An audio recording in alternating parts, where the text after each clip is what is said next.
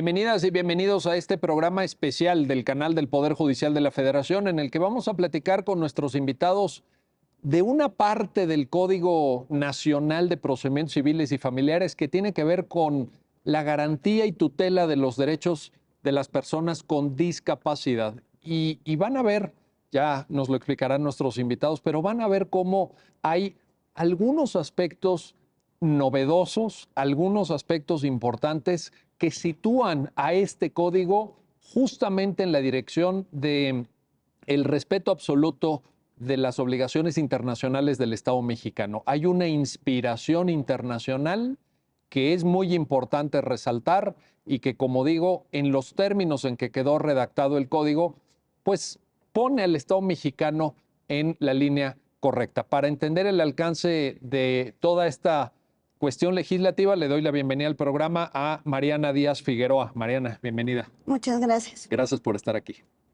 Y también le doy la bienvenida a Alejandro Segbe. Alejandro, qué gusto recibirte en este programa especial. Muchas gracias, doctor. Al contrario. Bienvenido. Oye, Alejandro, a ver, déjame situar esto. Vamos a analizar, son los artículos del 445 al 455, pero déjame hacerte una pregunta antes, Alejandro, porque pues en tu carácter de secretario técnico de la Comisión de Justicia del Senado de la República tuviste un papel preponderante en los trabajos preparatorios del código, asististe obviamente, fuiste testigo privilegiado de los debates. ¿Qué implica este código para la historia del derecho mexicano? Se ha dicho que es una norma histórica. ¿Concuerdas con ello? Claro que sí. Es decir, hay que tomar la relevancia y compararla con la reforma penal, penal acusatoria del año 2008 y con la expedición del Código Nacional de Procedimientos Penales. Cuando uno se pone a ver las estadísticas que oficialmente recaba el INEGI año tras año, uno se da cuenta la diferencia en proporción con esa reforma. De cada 10 asuntos que se ingresan a los tribunales, el 70% son en materia civil y familiar y un 20% son en materia mercantil. Y eso es importante señalarlo. Ahí llevamos ya 90. Este Código Nacional incide en el 90% de los asuntos que se tramitan en los poderes judiciales de las entidades federativas. La materia penal representa un 9-10%, es una proporción de 9-1. Uf. Y qué bueno que lo comparas con la reforma de 2008 a la Constitución 2014, Código Nacional, porque allá se hicieron muchos esfuerzos en esos años, hubo capacitación, inversión de presupuesto.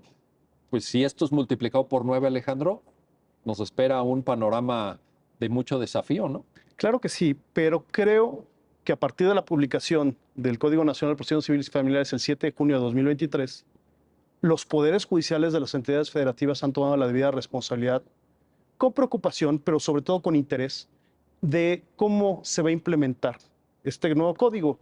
El artículo segundo transitorio del Código Nacional establece una vacatio legis de 4 años, pero esa vacatio legis es un periodo de término, 1 de abril de 2027, para incorporar formalmente el Código Nacional al ámbito interno de una entidad federativa o de la federación. Se necesita una declaratoria de incorporación expedida por los congresos local o federal.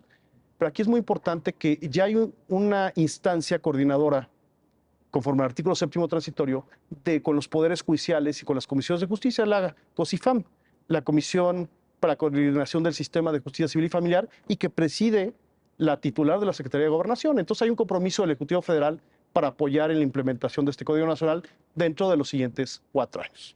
Que por cierto ese plazo debe entenderse, como muy bien lo señalaste, como máximo, es decir, que no se puede rebasar, pero podrían empezar perfectamente antes. Así, claro, por lo menos lo comentamos fuera de cámaras. Sí. Hay algunos poderes judiciales que nos podrían dar la sorpresa pasando el primer semestre de este 2024. No quiero adelantarlos cuáles porque preocuparíamos, pero a ver, ¿qué implica? Hay que entender el Código Nacional. El Código Nacional es un código transicional, de transición entre el sistema ordinario escrito al sistema de la oralidad y al uso de las tecnologías de la información y comunicación. Para muchas entidades federativas va a ser un gran reto, pero estoy seguro que los mayores beneficiados van a ser los justiciables. Esta reforma es de 2017. Llevamos 6 años. ¿Sí? Esperemos que en un plazo de 13 años, a partir de la reforma, sea una realidad a nivel nacional. Tiene que serlo y bueno, qué gusto tenerte aquí, Alejandro, para que nos cuentes y nos compartas tu experiencia. Mariana, ¿en dónde estamos situados? Vaya, mejor dicho, ¿de dónde venimos y en dónde estamos situados en materia de derechos de personas con discapacidad? Porque aquí mismo hemos platicado contigo, Mariana, del tema de una nueva visión dentro del Poder Judicial Federal, un nuevo modelo, ¿no? El modelo social, tú misma nos lo has explicado. También está la Convención de Naciones Unidas. Entonces, se conjugan una serie de elementos que a la postre nos orientan, creo yo, para el contenido de estos artículos del código. Pero cuéntanos cuál es la situación jurídica. Totalmente. Quisiera poner un contexto de en dónde estábamos, digamos, al principio, antes de lo que había determinado la Corte. Digamos que en los códigos civiles actualmente, todavía justo por esta vacatio legis, tenemos un sistema de sustitución de la voluntad que conocemos como interdicción. Como tú bien sabes, la interdicción ya ha sido declarada por la Suprema Corte de Justicia como inconstitucional e inconvencional y asimismo pues es contraria al artículo 12 de la Convención sobre los Derechos de las Personas con Discapacidad. Es por eso que esta reforma es de suma importancia, porque lo que hace es darle una vuelta totalmente a esta, digamos, sustitución de la voluntad que se venía aplicando comúnmente, y ahora lo que se dice es que todas las personas, y lo vuelvo a resaltar, todas las personas, sin distinción de, entre comillas, tipo o grado de discapacidad, porque eso nos llevaría al modelo médico del que nos queremos alejar. Entonces, todas las personas tienen un derecho humano reconocido, que es la capacidad jurídica plena, ¿no? Y en todo caso, ahora con estas modificaciones, lo que nos tenemos que preguntar ya no es quién tiene capacidad jurídica, porque la respuesta es absolutamente todas las personas. La pregunta es qué tipo de apoyos, en todo caso, tendría que garantizar para el ejercicio de esa capacidad jurídica. Entonces, justo va mucho en concordancia, si me permites decirlo, tanto con la Convención de Naciones Unidas sobre los Derechos de las Personas con Discapacidad, como con la Convención de los Derechos de las Personas Mayores, que ya ratificó México, con ambas. O sea que entonces nos estaríamos, Mariana, situando precisamente en una orientación internacional y a mí me parece, ya ahorita lo platicaremos con detalle, pero que el Código Nacional se inspira en la idea del cumplimiento de estos deberes de origen internacional. Lo quiero poner en la mesa por una razón. Ustedes saben que a veces el Estado mexicano es muy proactivo en la firma, en la suscripción de convenios, de tratados internacionales, pero a la hora de la puesta en práctica como que se nos olvida, ¿no? O sea, yo creo que ha firmado todo el Estado mexicano, tratado que sale, tratado que tarde o temprano firma. Hay unos que se tarda, por cierto, en materia laboral, estoy acordándome de los de OIT, pero los termina firmando. Pero creo que la implementación nos cuesta muchísimo y aquí hay un signo de esperanza, un rayo de luz, Mariana, tal vez. Sin duda, claro que sí, es una reforma fundamental, solamente que sí me gustaría como hacer hincapié que esto solamente es en la parte procesal, porque esto es el Código de Procedimientos Civiles, y faltaría la parte sustantiva, que eso sí es un compromiso que queda pendiente por parte de las legislaturas de los estados, que ojalá y se hagan esas modificaciones sustanciales muy pronto para quedar en concordancia tanto con el Código de Procedimientos Civiles como con los estándares internacionales que ya mencionamos. Y ahorita lo vamos a platicar con detalle porque acabas de dar en el blanco de uno de los grandes pendientes. Obviamente, la propia reforma constitucional que decía Alejandro de 2017, pues solamente facultaba al Congreso de la Unión para expedir una codificación procesal. No se podía salir de ahí. Aunque, por cierto, en el Código Nacional hay unas cosas que están como en la raya, están así como en la rayita entre lo procesal y lo sustantivo. Pero esto que acabas de mencionar es muy importante. Y qué bueno que lo mencionas, Mariana, porque también aspiramos a que este programa sea visto por legisladores locales a quienes efectivamente les toca, sin quitar el dedo del renglón de lo que puede hacer el Congreso de la Unión, que ahorita también Alejandro nos comentará algo. Bueno, a ver, Alejandro, regreso contigo. Entonces, nos decía Mariana, el modelo de sustitución total, que es a lo que equivale en la práctica el llamado estado de interdicción, se declara inconvencional por la Corte, no es compatible con el artículo 12 de la Convención de Naciones Unidas sobre Derechos de Personas con Discapacidad y pasamos a otro modelo. Cuéntanos a qué modelo pasamos. Ok, el modelo se llama, el modelo sustituido de la voluntad, la Convención adopta el modelo social. ¿Y qué dice el modelo social? Y a veces ese chip es difícil entenderlo. No es la disfuncionalidad de la persona la que genera la discapacidad, ¿sí? Sino son las barreras del entorno social, ¿sí? De todos nosotros, ¿sí? Quienes tenemos que hacer ajustes para que esa persona pueda hacer uso, gozar efectivamente de su capacidad jurídica plena, ¿sí? Entonces, ya no se habla de capaces e incapaces, ¿sí? Hoy en día tú vas a las entidades federativas, verifica su código civil o familiar, y siempre hay un artículo 450, 455, 445 que te dice, ¿tienen incapacidad natural y legal? Los menores de edad. Ya hasta los menores de edad, por la autonomía la autonomía progresiva de los menores, ya ni siquiera están contenidos en esos artículos. Sí. Pero todavía te encuentras las personas mayores de edad privadas de su inteligencia que no se puedan gobernar a sí mismo o no puedan manifestar su voluntad por algún medio. Y todavía tenemos la clasificación de los hebreos consuetudinarios, quienes hacen uso de drogas enervantes. Ya está superado. Oye, pero fíjate, Alejandro, eso me parece extraordinario que lo pongas ahorita en el programa porque empata con la preocupación de Mariana. Es decir, yo creo que hemos dado un paso. Tú citabas esta fecha emblemática, 7 de junio del 2023, Código Nacional, una legislación de orden histórico en el desarrollo del derecho mexicano, pero de pronto, como que ahora viene un desacoplamiento, ¿no? Con lo sustantivo, porque este ejemplo que tú ahorita nos pones a mí parece como del siglo XIX, Son decimonónicos. decimonónicos. O sea, me parece, perdón, pero me parece hasta gravísimo, así de plano lo digo, perdónenme, pero incompatible con un Estado democrático de derecho, vaya. Doctor Carbonell, ¿todavía se encuentra usted con jueces de lo familiar que las entidades federativas le dan curso a solicitudes para declarar el estado de interdicción? Todavía. Pero perdón, ahora sí, pero ya lo dijo la Corte, ¿no? Sí, pero a ver, eso no importa, todavía le dan curso, pero aquí lo más importante, y vamos a citarnos un poquito en la tesis las jurisprudencias que de 2013 a 2023 ha emitido el Poder Judicial de la Federación. A ver, el Poder Judicial de la Federación te dice, el estado de interdicción es inconvencional y constitucional. Es contrario al artículo 12 de la Convención. Va en contra del principio de igualdad, de no discriminación y atenta contra el ejercicio y goce efectivo de las personas con discapacidad de sus derechos. Pero dice que entonces, dice, inaplica. Es decir, haz un control difuso, le dicen a la autoridad jurisdiccional. Haz un control difuso. No apliques la disposición local, federal, que contenga el estado de interdicción y recurre al artículo 12.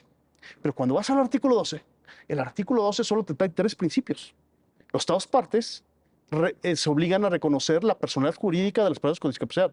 Los estados partes reconocen el uso y la capacidad jurídica plena de las personas con discapacidad y los estados partes deben hacer ajustes razonables, punto, pero no tiene un procedimiento. El problema es ese. Si le estás diciendo que es inconvencional y constitucional y no apliques, ¿qué hace la autoridad jurisdiccional entonces? Hay desde quienes inventan figuras que le cambian el nombre de tutor y les llaman procuradores, con un mandato supervisado, ¿sí? Temporal, por la autoridad jurisdiccional, pero no deja de ser un modelo sustitutivo. Cuando hablemos del modelo que trae el Código Nacional, entenderemos que por algo se designa como apoyo extraordinario. Para que las personas con discapacidad puedan ejercer su capacidad jurídica plena, hay que facilitarles los apoyos, ¿sí? Entonces, más allá de una protección de las personas con discapacidad, ¿sí? Debe ser el reconocimiento del goce efectivo de su capacidad jurídica. Por eso el punto de partida, decía Mariana, es el reconocimiento de la capacidad jurídica plena. Sí, así es. Ese es el... Por el hecho de ser personas. Por el hecho de ser. ¿Sí? Mariana, a ver, entonces, ¿y cómo sí? Bueno, el modelo sustitutivo no, nos dice Alejandro, caminamos efectivamente en una jurisprudencia que, por cierto, yo creo que ha sido bastante constante en el Poder Judicial Federal. O sea, se ha venido perfilando de manera muy congruente, muy sistemática hacia el modelo social. Y entonces, ¿qué es lo que se requiere? ya en ese modelo. Pues lo que decimos es, dejamos atrás, digamos, la sustitución de la voluntad y lo que se busca es garantizar la toma de decisiones en los casos que se requiera con apoyos, ¿no? La convención reconoce que habrá ciertas personas con discapacidad que quizás requieran de apoyos más intensos para tomar esas decisiones y entonces el propio código nos dice que esos apoyos pueden ser de distintas maneras. Por ejemplo, apoyos para facilitar la comunicación, para facilitar la toma de decisiones. ¿Qué quiere decir esto? Habrá personas con discapacidad que no se comuniquen de manera oral como nosotros, sino que lo hagan por medios alternativos o aumentativos de la comunicación, por ejemplo, pictogramas, por ejemplo, gestos, etcétera, y todo eso requiere un reconocimiento porque es una manera de comunicación. También quizá apoyos en que se les explique las consecuencias jurídicas de una manera más sencilla, ¿no? Y el propio código permite la participación en audiencias y en otros procedimientos de terceras personas que faciliten estos apoyos, ¿no? Entonces, todo esto se reconoce en el código y además el código, bueno, reconoce que esto se puede hacer en general ante notarios, por eso también está pendiente, perdónenme que diga los pendientes, pero una modificación de la ley de notariado. Todo eso hay que mencionarlo. Todo, todo, todo. ¿No? Porque también tenemos todavía, digamos, normas añejas en donde le permiten a los notarios, con el simple hecho de ver a una persona, decir si es capaz o no, entre comillas. Y eso obviamente es absolutamente subjetivo y sería también contrario al artículo 12 de la Convención. Pero bueno, lo que nos dice este nuevo código es, en los casos que sea necesario, se tendrá que reconocer, bueno, garantizar capacidad jurídica plena en todos los casos y permitir que esta capacidad jurídica sea ejercida mediante apoyos cuando así sea necesario. Y lo que sí nos dice el código es que solamente serán judicializables aquellos casos que requieran apoyos extraordinarios. ¿Qué quiere decir eso? Cuando ya se hicieron todos los esfuerzos necesarios, considerables, con los ajustes razonables necesarios, y aún así no fue posible tener, digamos, la voluntad de la persona. Y si es así, entonces lo que se va a hacer es buscar la mejor interpretación posible de la voluntad de la persona. Cuando la persona tenía la posibilidad de haber manifestado su voluntad, no sé, lo que él o ella hayan dicho antes de caer en un estado de coma, por ejemplo, con esa interpretación se puede advertir su voluntad y eso es una designación extraordinaria de apoyos, que eso sí será judicializable, todo lo demás no. Correcto. Oye, a ver, Alejandro, esto que dice Mariana, destacando o enfatizando el apellido de esta parte del código, que es apoyos extraordinarios. A mí me parece que ahí hay una clave de comprensión de estos artículos del código, toda vez que el problema con el modelo del estado de interdicción era, o sustitutivo, ustedes mismos ya lo explicaron, era que anulabas por completo, sine die, casi así, ad perpetuo, ¿no? Muerte civil. Muerte civil, es muy bien definido. Bueno, y ahora justamente el hecho de que se le llame apoyos extraordinarios, creo que ya de entrada nos manda un mensaje, ¿no? ¿Coincides? Sí, claro. Cuando vemos el título que antecede el artículo 445, dice designación de apoyos extraordinarios. Sí.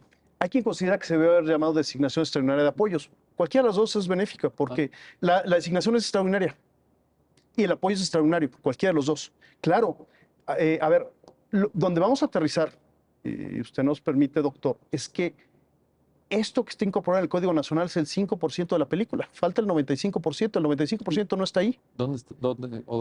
Deriva de una adaptación que debe hacerse en los códigos civiles y familiares de todas las entidades federativas, no en el federal, en las entidades federativas, ¿sí? Y en las leyes del notariado. Y pongo, por ejemplo, por qué en las leyes del notariado, y es muy importante, lo comentó Mariana. Hemos asistido con el Colegio del Notariado, con los notarios, notarias, están muy preocupados, porque cuando checamos, por ejemplo, la parte de sucesiones, ustedes van a encontrar que del artículo 1 al 1191 del Código Nacional no existe ninguna limitación para que una persona con discapacidad pueda estar dentro de un procedimiento con los apoyos o puedan estar sujetos a un tema de jurisdicción voluntaria o en la parte de sucesiones. Pueden llevarse sucesiones ante notario, testamentario y testamentaria y pueden participar personas con discapacidad. Entonces, están espantados porque, como contaba Mariana, ellos de alguna manera, sus leyes del notario los obligan a autentificar, a certificar que tiene capacidad. Entonces, hay un estudio que han hecho y aquí en la Ciudad de México es la Convención sobre los Derechos de las Personas con Discapacidad, ¿a quiénes obliga? Obliga a los estados. Y ellos bajan así, si obligan a los estados, entonces obligan a las autoridades, porque así lo mandata el artículo primero constitucional, el artículo 133, ¿sí? Entonces, nosotros estamos obligados, en teoría, como notario, como fedatario, en teoría sacan la conclusión de que no, pero lo que sí piden es que la ley del notariado correspondiente a cantidad federativa les asigne esa responsabilidad, que implica hacer ajustes razonables, formatos accesibles y permitir reconocer los apoyos, o sea, en los actos que se den ante su fe notarial. Eso es muy importante. Sin necesidad de procedimiento judicial. Sin necesidad de procedimiento judicial. Así es. La designación extraordinaria de apoyos está contenida en el Código Nacional cuando la persona con discapacidad no pueda designar por sí misma, no puede expresar su voluntad, no tenga un apoyo, no haya una designación anticipada como es la tutela cautelar, ¿sí? Entonces, simplemente no puede designar el apoyo, que los apoyos, como lo señala Mariana, no se encuentran contenidos en el Código Nacional. Los apoyos que tenemos aquí son para el procedimiento judicial, cuando presenta una persona con discapacidad o cuando necesita un apoyo extraordinario para su ejercicio jurídico fuera de la esfera jurisdiccional, de manera extraordinaria. ¿Qué quiere decir? Que los códigos civiles familiares van a contemplar el sistema de apoyos y salvaguardias, ¿sí? Como si fuera una especie de contrato. Ahí estás marcando, Alejandro, la parte sustantiva. Así es, así es. Que aquí no se contiene. Por eso es que la película, el 95%, para que sea efectivo, para entender esta designación de apoyos, es que se deben hacer las adecuaciones a los códigos civiles. La pregunta es, ¿y dónde está el modelo que deben adoptar? El modelo fue incorporado desde el 16 de febrero de 2023 aquí en el Congreso de la Ciudad de México, fue trabajado por los colectivos de personas con discapacidad, fue presentado por la presidenta de la Comisión de Derechos Humanos del Congreso local y lo único que se espera es que se apruebe. Es el modelo que deben seguir las entidades federativas, porque hacen una adaptación del Código Civil de la Ciudad de México y de la Ley del Notario de la Ciudad de México. Cada entidad federativa lo debe tomar en cuenta y adaptar lo propio. ¿Sí? O sea, yo entiendo entonces que los notarios lo que están pidiendo son reglas claras. Claro. Claro. Seguridad jurídica. Claro, porque las leyes notariales les obligan a verificar la capacidad de quien está compareciendo en su sede notarial para realizar el acto. Pero viene una segunda pregunta, y no me quiero robar el tiempo de Mariana. Pero lo que más causa preocupación es que los colectivos de personas con discapacidad, cuando presentan esta propuesta, ambas, ellos señalan que aún la designación de apoyo, es decir, la manifestación de la voluntad de la persona con discapacidad puede ser errónea y se debe respetar. Y ponemos un caso muy específico, una persona, y cuando hablamos de personas con discapacidad, el apartado del 445 no está hecho para personas con discapacidad solamente, cualquier persona adulta mayor de edad. Y te voy a poner un ejemplo. Sí. Te voy a poner dos ejemplos. Una persona que formalmente no tiene una discapacidad continua, te puedo decir de por vida, ¿sí? Te voy a poner un ejemplo. Ahora que estuvo el COVID, una persona que tuvo COVID, se le complicó y fue sujeto a un coma inducido, claro, que estuvo 1, 2, 3 meses en estado de coma, qué buen ejemplo. no puede expresar su voluntad, no, pues no. No dejó poder y su familia no puede disponer ni de los bienes ni de las cuentas bancarias para continuar, entonces acude a la designación extraordinaria de apoyos que tiene el Código Nacional, porque no puede expresar su voluntad por ningún medio, le designan un apoyo acotado por el término hasta que pueda expresar su voluntad y entonces ese apoyo extraordinario tiene facultades de representación y para ejercer, ¿sí? Puede ser un medio familiar para que tanto de manera pública o privada pueda ejercer actos y ejercer la capacidad jurídica de la persona que está ahí. Vámonos al otro supuesto, ¿sí? Una persona adulta mayor de edad, que aún todavía hay códigos civiles que dicen las personas adultas mayor de edad que tengan problemas de demencia, aunque tengan intervalos lúcidos. Ojo, intervalos lúcidos son sujetos a estado de interdicción. Imaginemos una persona adulta mayor que va a levantar un testamento público abierto ante un notario Y de alguna manera señala que quiere dejarle todos sus bienes a un hijo que ya no está. Ya murió. Pregunta, hice la pregunta que se hacen los notarios. ¿Es válido reconocer la manifestación de la voluntad de la persona sabiendo nosotros como notarios que ya no existe la persona? Tú debes nada más autentificar el acto de que la persona está expresando su voluntad. Correcto. Porque las consecuencias legales cuando ya no esté, cuando de cuyos es, a lo mejor se abre la asociación legítima o se va a la beneficencia pública. Por eso no importa, tú respetaste la voluntad. El principio de lo que parten de ellos es que no deben calificar si la voluntad es buena o no, o es errónea. Deben respetar la voluntad de la persona con discapacidad o que se equivocada. Oye, los dos ejemplos me parecen extraordinarios, importantísimos. Bueno, déjenme hacer una pausa. Estamos platicando con nuestros invitados del régimen jurídico que ahora el Código Nacional de Procedimientos Civiles y Familiares incorpora sobre los derechos de personas con discapacidad. No se vayan, regresamos enseguida.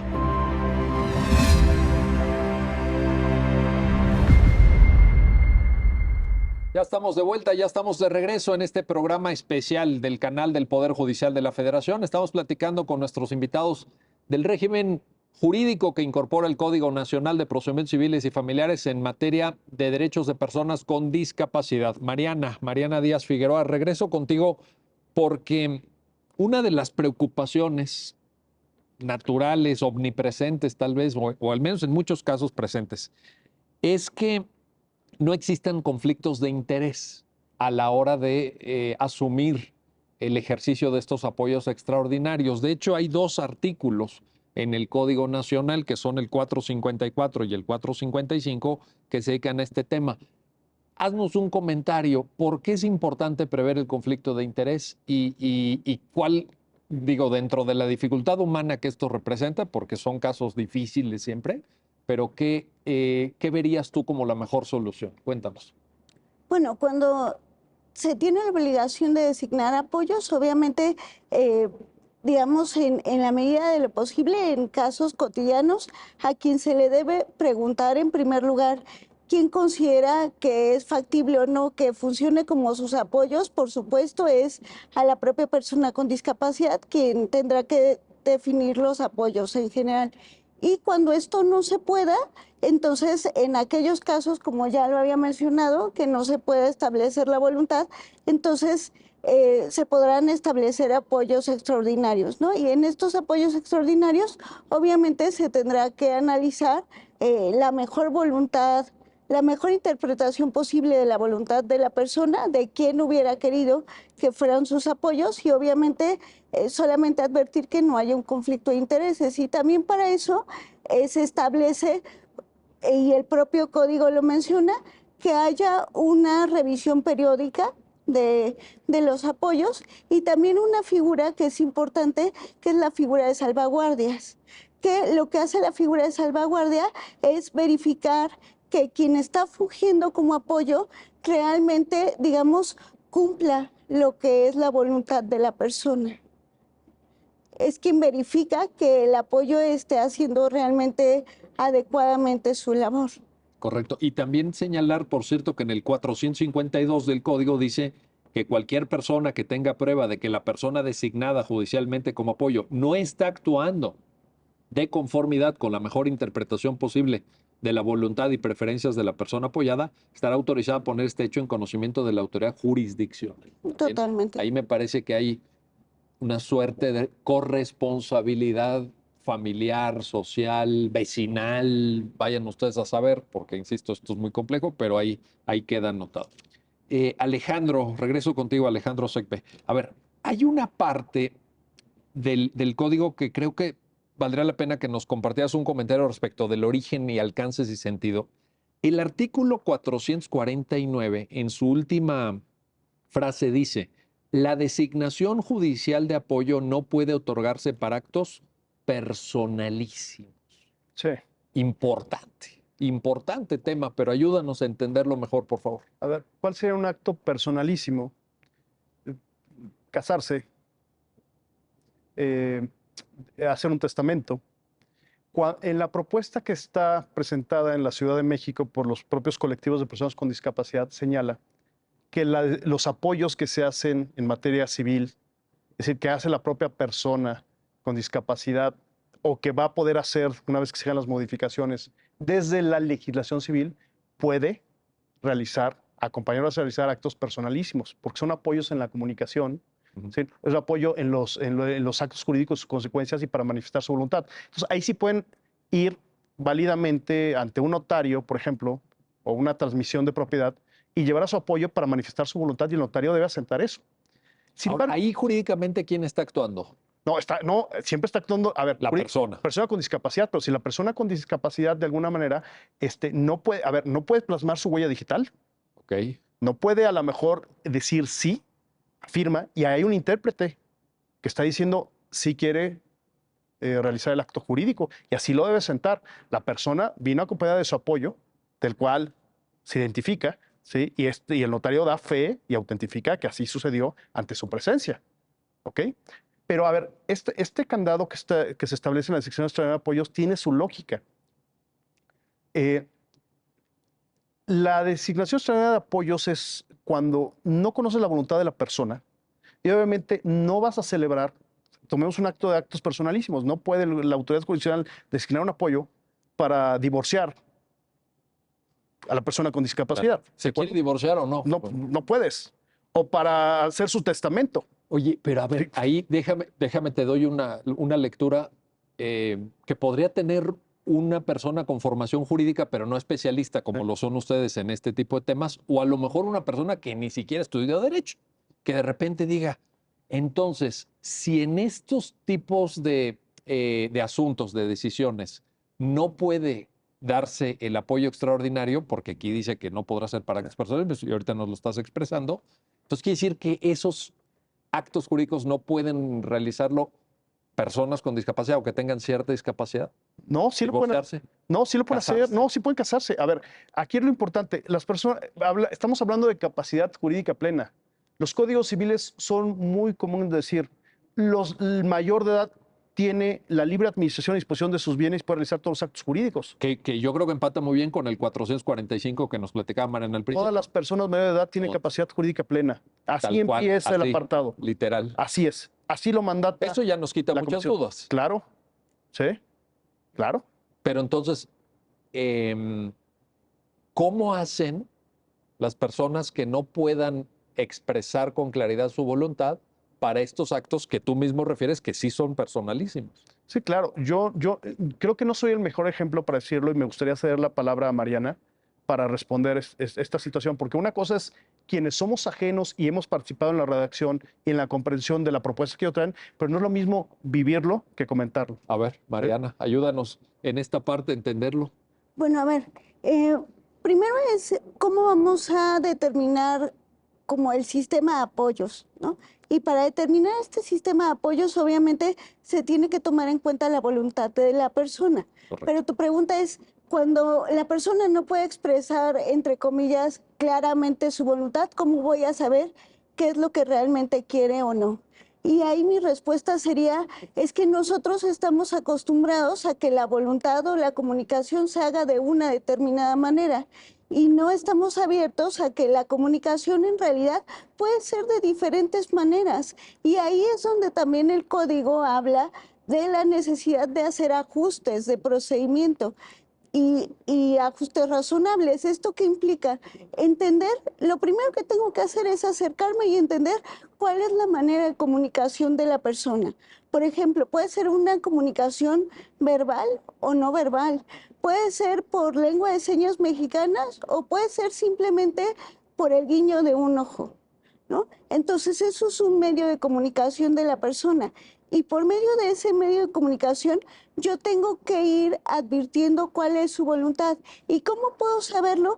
Pues tengo que analizar su contexto, tengo que analizar a lo mejor sus redes cercanas, que muchas veces son familiares y a veces no, ¿eh? A veces la persona ni se lleva con su familia, pero se lleva con un amigo muy cercano o con una persona que hace labores de apoyo o de cuidado, y ahí puedo ir construyendo este sistema de comunicación y de ahí tengo la obligación como persona operadora jurídica de advertir cuál es ese medio de comunicación y de advertir su voluntad. Si una vez agotados todos estos medios, demuestro que es imposible advertir su voluntad. Digamos, en la academia se conoce como casos extremos o casos límites. Sobre todo uno muy claro es cuando las personas están en estado de coma. Claro. Entonces sí, haré la mejor interpretación de la voluntad posible, tomando en cuenta todo el contexto anterior de la persona. Oye, y en esto, Mariana, regresamos un poco a lo que ya ustedes comentaban. Yo no sé qué tanto, tú tendrás muy clara esta perspectiva, esta nueva visión de los derechos de personas con discapacidad, la propia dimensión y alcance del modelo social de discapacidad que ha ido perfilando la jurisprudencia del Poder Judicial de la Federación, ¿qué tanto ha transminado, qué tanto ha permeado en la cultura jurídica mexicana? Y te lo planteo porque escuchándote queda muy claro lo que hay que hacer, pero sí se antoja la necesidad o se vislumbra la necesidad de tener reglas. Porque yo no sé esto, digo, tú eres especialista, llevas años estudiando esto, conoces muy, muy claramente el terreno, pero yo no sé qué tanto el resto de abogadas, de abogados mexicanos estén en la misma tesitura, Mariana. Creo que tocas un tema fundamental. ¿Por qué? Porque venimos de un sistema súper añejo, ¿no? De hecho, contrario a derechos humanos. Entonces, creo que es muy importante empezar a permear todo esto desde las propias instituciones educativas, porque no sé si a ti, pero a mí nunca me hablaron de estos temas en la carrera. No, jamás, no. Y creo que sería muy importante que esto se empiece a impartir adecuadamente Ahora, en las como carreras. disculpa, diré que estudié muchos años antes que tú. No, pero a mí tampoco me lo A ti enseñaron, no, ¿eh? fíjate. Y lo mismo, por supuesto, también falta una capacitación adecuada y a fondo, yo diría práctica, a operadoras y operadores jurídicos y también a quien pertenece al notariado, porque si advertimos por muchos lados mucha resistencia en el tema, porque claro, hay mucho desconocimiento y un poco de temor infundado, diría yo, de que las personas, en este caso personas con discapacidad, queden desprotegidas. Pero si me permites decirlo, en realidad el estado de interdicción es el que deja desprotegida No, a las personas ese con anula. discapacidad. Exacto. Bueno, ustedes mismos lo decían, un modelo de plena sustitución de la personalidad jurídica. Esa tarea pendiente que ahorita con mucha claridad estás identificando, Mariana, ¿crees que podría ser abordada? Te pongo dos elementos a consideración. Por el protocolo que ya tiene la Suprema Corte para juzgar con perspectiva de discapacidad, uno. Y dos, por las, a lo mejor insuficientes todavía, pero bueno, ahí van observaciones generales que ha dictado el Comité de Derechos de Personas con Discapacidad de Naciones Unidas. Podríamos, en lo que los legisladores locales hacen su tarea, porque pues esa es una moneda al aire, ¿no? O sea, aquí los estamos invitando respetuosamente a que asuman su responsabilidad. Pero ustedes saben que la agenda política del país luego transita por otros vericuetos, ¿va? ¿Podríamos por ahí partir?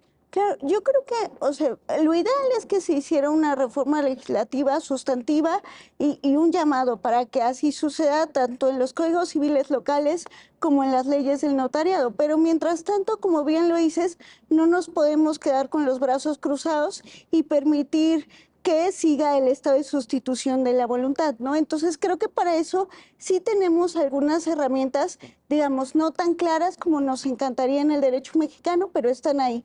Por ejemplo, que bien lo dices, el protocolo para juzgar casos que involucran personas con discapacidad, ahí se menciona un poquito, quizá no tan desarrollado como quisiéramos, pero también, por ejemplo, la Unidad de Conocimiento Científico de la Suprema Corte acaba de sacar unos apuntes sobre capacidad jurídica y ahí de manera muy simple y muy sencilla nos habla sobre este cambio y sobre lo que hay que hacer mientras se da el cambio legislativo y se pueda asegurar mecanismos para garantizar capacidad jurídica plena, que creo que eso les puede servir.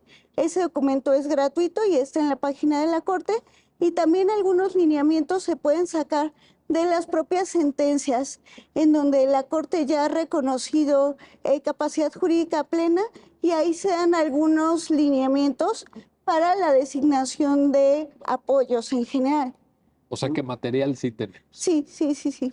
Oye, Alejandro, regreso contigo porque hay un artículo transitorio en el Código Nacional, el transitorio decimonoveno, el decimonoveno, que precisamente dice, en relación a esto que ahorita mencionaba Mariana, porque creo que es muy importante mandar este mensaje, dice, se derogan todas aquellas disposiciones que establezcan procedimientos de interdicción, cuyo efecto sea restringir la capacidad jurídica de las personas mayores de 18 años, lo que decíamos, de conformidad con lo previsto por las disposiciones transitorias del presente decreto. Recuerdo, Alejandro, antes de pedirte en esto tu opinión, tu punto de vista, que el propio artículo primero transitorio dice, el presente decreto entrará en vigor al día siguiente de su publicación en el Diario Oficial de la Federación.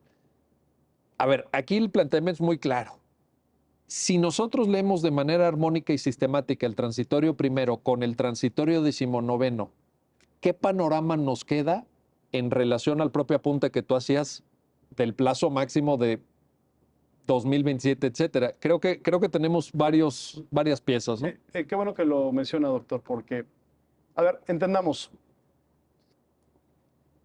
El decreto del Código Nacional se publica el día 7 de junio.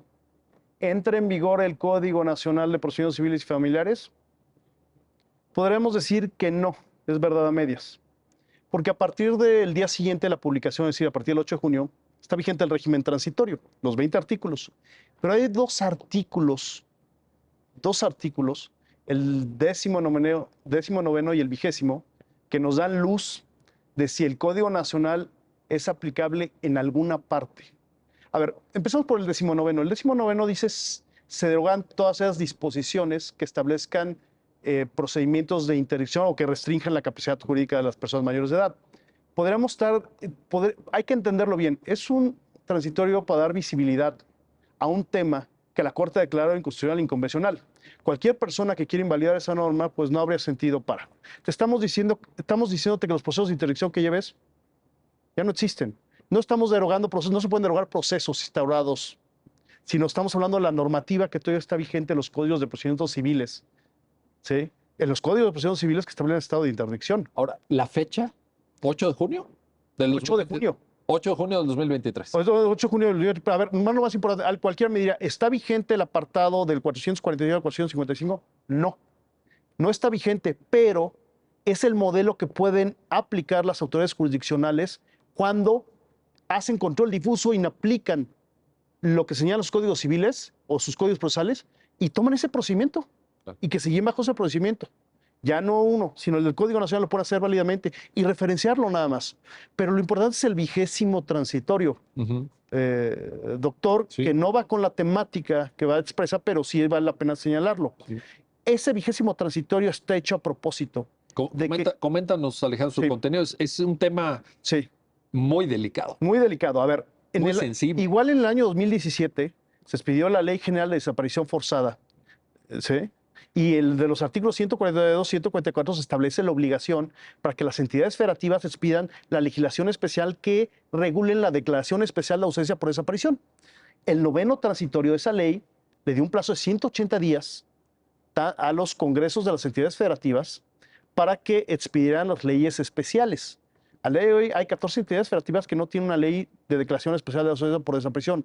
Hay 115,000 personas desaparecidas en el país y cuando los colectivos de personas desaparecidas y madres buscadoras se acercaron, ¿sí?, con esa preocupación de que ellas cuando tienen un familiar desaparecido y van y piden la declaración de especial de ausencia por desaparición y los jueces locales, lo que tramitan es la declaración de ausencia que tienen los códigos civiles, que lleva hacia la presunción de muerte, sí, que no tiene que ver nada con la figura de declaración de ausencia, especial de ausencia por desaparición. Entonces, este transitorio lo que hace es que nosotros del artículo 621 al 628 del Código Nacional establecimos un procedimiento para la declaración especial de ausencia por desaparición. Y lo que hace este transitorio es que tu entidad federativa que no has expedido tu ley especial, a partir de la publicación de este decreto, es decir, a partir del día siguiente de vigor, del 8 de junio de 2023, será aplicable el artículo 621 al 628 del Código Nacional. Esto le está dando vida a 8 artículos del Código Nacional de Procedimientos Civiles y Familiares. Entonces, ¿el Código Nacional entró en vigor? Sí. en este apartado. Pero en aquellas 14 entidades que no, No hay, que no hay. ¿Por qué? Porque de todos modos, supongamos que todas tuvieran una ley especial. El apartado que tenemos de ser 22 al ser 28 aplica de manera supletoria para aquellas entidades que ya lo tienen. Entonces, ojo, Correcto. viene el principio pro persona. Sí. Viene el principio pro persona. Sí. ¿Cuál disposición es más benéfica para quien está presentando su solicitud para declarar? ¿La que tú tienes en tu ley especial o la del Código Nacional? ¿Es viable que pueda de alguna manera hacer ese criterio la autoridad jurisdiccional? Sí. Es vigente. Ojalá. Ojalá. Ojalá que lo Sí. haga. Oye, Mariana, otra precisión nada más para que le quede claro a las personas que te están viendo y escuchando. La idea de regreso al tema del apoyo extraordinario incorpora la propia nomenclatura elegida por el legislador federal, así lo pone de relieve, una temporalidad, que es una de las grandes diferencias con el estado de interdicción. Es decir, esto tiene que ser puntual, episódico, temporal, etcétera. Un comentario sobre eso. Lo que se habla cuando hablamos de apoyos extraordinarios que tiene este carácter jurisdiccional es que además tiene la posibilidad, bueno, la necesidad de ser temporal para que pueda ser revisado. ¿Por qué?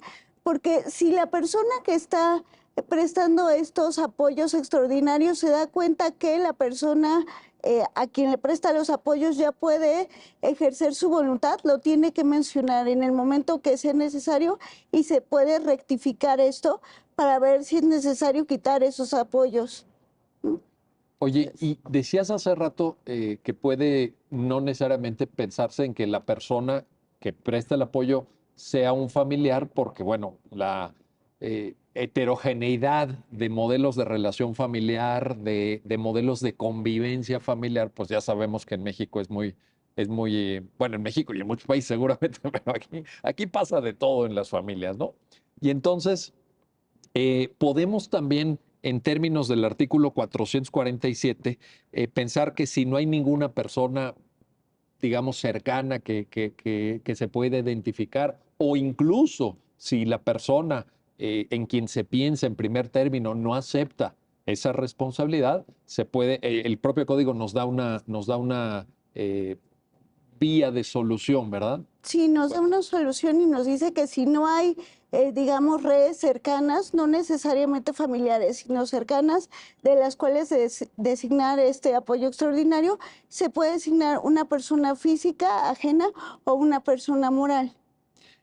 Y habla incluso de un registro de personas morales que provean apoyos para el ejercicio de la capacidad jurídica de conformidad con la regulación. Otra vez vamos al tema del Código Civil local. respectivo. Fíjense, ahí está otra vez el punto que mencionábamos. Sí, justo. Bueno, oye, Alejandro, nos estamos ya acercando casi al final del programa, pero no quiero evitar plantarte esta pregunta y tiene que ver con tu responsabilidad profesional también.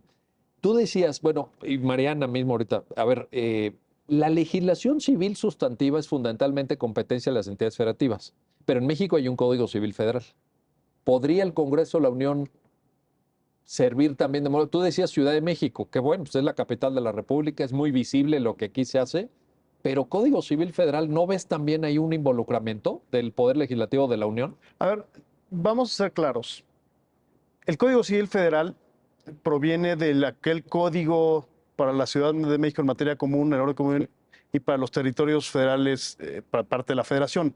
En el año 2000, pues se dotó esa facultad para que el Congreso de la Ciudad de México expidiera su propia Código Civil y su propio Código de Procedimientos. Sin embargo, el Código Civil Federal se quedó con todo el articulado vivo, y articulado que habla sobre personas, ¿sí? Se habla sobre registro civil, divorcio, matrimonio, y ya no es aplicable en materia federal porque el Código Civil Federal hoy en día es aplicable como lo establece la Ley Orgánica del Poder Judicial de la Federación, donde es parte de la Federación. Sí. Entonces, si nosotros adecuamos el Código Civil Federal en tema de personas con discapacidad, podría servir de modelo, pero tendría muy poca eficacia en la práctica, pero sí de modelo para que las entidades federativas pudieran retomar qué es lo que deben adecuar en su normativa local, pero nos quedaría pendiente lo correspondiente a las leyes del notariado. O sea, esa parte es inequívoca. Ustedes dos lo han señalado, lo han repetido, y yo creo que el llamado es claro. Es un llamado a la responsabilidad y a que los legisladores de las entidades federativas asuman lo que les toca, Así es. porque luego se quejan de que cada vez se les quitan más facultades, pero pues las que tienen, pues que lo hagan bien, ¿verdad? O sea, empezó por esa parte tan obvia. Pero me referí, y de hecho el Código Civil Federal sí tiene razón, se aplica muy poco. Lo que pasa es que el carácter simbólico que podría tener una reforma de ese calado, que a lo mejor impactaría poco en la práctica, pero serviría de guía, Sí. de modelo también, porque luego uno podría decir, bueno, pues si se hace en la Ciudad de México, pues que lo copie Querétaro, que lo copie Tamaulipas o Yucatán, etcétera. Pero luego también hay orgullos regionales comprensibles, ¿no? Muy legítimos, pero ahí estará la cuestión. Mariana, un mensaje de despedida del programa para las personas que te están viendo, algunas de ellas personas con discapacidad. ¿Hay aquí, en esto que hemos platicado, en esto que tú nos has explicado, una buena legislación? ¿Hay una luz de esperanza? ¿Es un paso hacia adelante en la historia legislativa del país? Sin duda, yo diría que es un paso histórico, mucho gracias a sociedad civil, el reconocimiento pleno de la capacidad jurídica, que me parece fundamental y creo que ese es un mensaje que me gustaría dejar. O sea, insisto, la pregunta ya no es quién tiene capacidad jurídica, porque la respuesta es todas las personas, sin importar nada. La pregunta más bien sería qué tipo de apoyos tenemos que garantizar para que esas personas puedan ejercer adecuadamente su capacidad jurídica, y ahí está el reto. Bueno, y un reto importante, un reto muy sustantivo. Mariana Díaz Figueroa, Alejandro Segbe, gracias. Gracias a los dos por ayudarnos a entender esta parte del Código Nacional de Procedimientos Civiles y Familiares. Y gracias a usted por habernos acompañado en este programa especial del canal del Poder Judicial de la Federación. Gracias y hasta pronto.